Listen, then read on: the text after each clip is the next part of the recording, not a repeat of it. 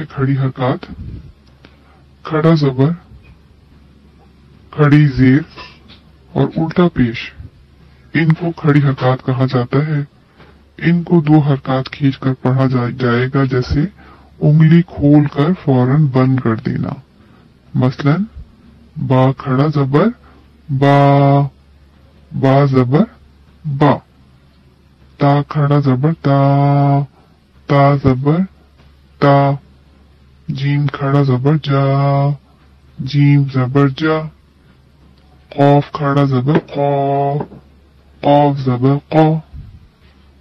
مشق دیکھیے، آئین زبر آ، لام کھڑا زبر لا، آلا، حمزہ کھڑا زبر آ، لام زبر لا، آلا، حمزہ زیر ای، لام کھڑا زبر لا، ایلا، ہا دو پیش ہن، الہن، قاف زبر قا، لام کھڑا زبر لا، قالا، حا زبر حا، فا زیر فی، حافی، ظا زبر ظا، حافظا، تا دو پیش تن، حافظات، زا زبر زا، کاف کھڑا زبر کا، زکا،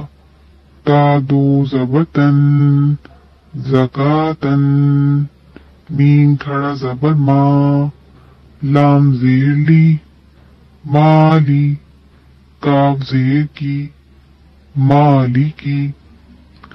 اس میں دیکھیں ایک چیز کا خیال رکھنا ہے کہ جہاں پر کھڑی حرکات ہوں گی، یعنی کہ کھڑا زبر، کھڑی زیر یا الٹا پیش، ان تینوں حرکات کو کھینچ کر پڑھنا ہے۔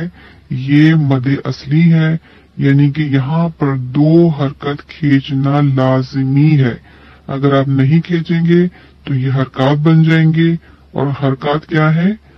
پڑی حرکات، یعنی کہ زیر زبر پیش، جن کو ہم بغیر کھینچے پڑھتے ہیں۔ مگر مد کیا ہے؟ مد کو کھینچنا ضروری ہے، کیونکہ مد کا مطلب ہی کھینچنا ہے۔ اس کو دو حرکت کھینچیں گے، یعنی کہ انگلی کھول کر بند کر دینا۔ ٹھیک ہے، اس کی اچھی طریقے سے پریکٹس کیجئے، اور ہر حرف کو دیکھیے قرآن پاک میں، یعنی کوئی بھی سورہ کھول لیجئے، وہاں پہ ماشاءاللہ سے اتنی بھرپور سب چیزیں موجود ہیں کہ آپ کو خود اندازہ ہوگا کہ ہم کیا چیز غلط پڑھ رہے ہیں اور کیا چیز صحیح پڑھ رہے ہیں۔